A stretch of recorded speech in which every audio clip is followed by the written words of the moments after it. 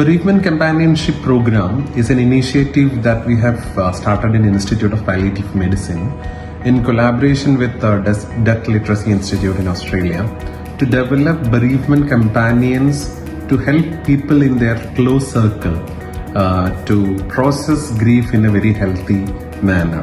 So this has been happening as an online and offline workshops for people from different parts of the globe. So in IPM, what I've seen is that in Institute of Palliative Medicine, a few of the staff members, they had attended the workshop.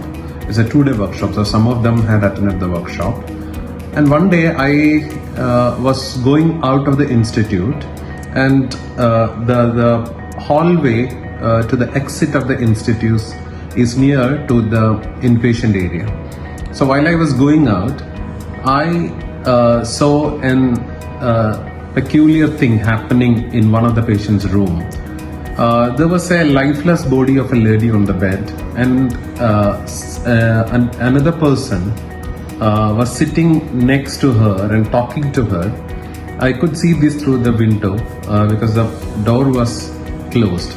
And our doctor and nurse, the team, was waiting outside. So I asked them what's happening here, because this is not a scene that usually that we see in IPM. So they said that we had attended the Bereavement Companionship Program and very recently, and this death happened in the afternoon. And while we were supporting the family members, and then I came to know that the person who was talking to the lifeless body was the husband. His wife was the person who was dead. So they noticed something. While the death happened, while the family members were busy arranging all the funeral and other things, the husband was seen to be going near the body of the wife, standing there some time, looking at the lifeless body for some time and coming back. So he was repeating this action many times, and the doctor and nurse who attended the Bereavement Companionship Program took a notice of this, and then they asked him, "We have seen you doing this many times. Do you want some private time with your wife?" And then he was like, he broke down and he said to the doctor and the nurse that, "I was really wishing that if somebody asked this to me, because I really want to spend some private time with my wife, because I know that I'll not be living with her now onwards. Her body will be taken away and then we won't be together. But I want to spend at least some time with her before she's gone." So they allowed it. The doctor and the nurse spoke to the family members. They were also okay with it.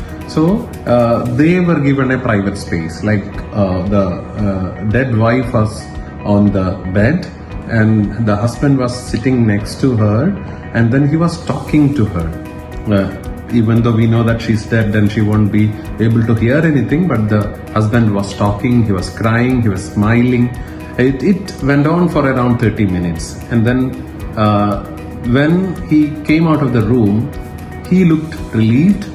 He took the hand of the nurse and said thank you in such a way that it was like something he was being grateful for, something that would have never happened if the doctor and nurse were not bereavement companions who were trained through the workshop.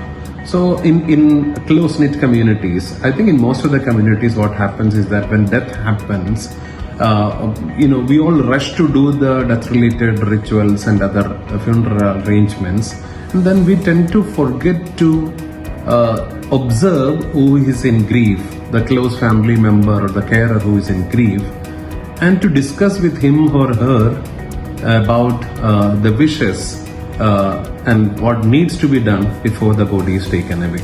So I think that this was a very touching experience for me, because this is something that we were trying to build in the people who attend the Bereavement Companionship Workshop. I know that we don't know what the husband said to that wife. There would have been moments of love, regret, a lot of things that he would have mentioned or shared with his wife in that moment. But that is something I'm sure that he's going to value in his life forever.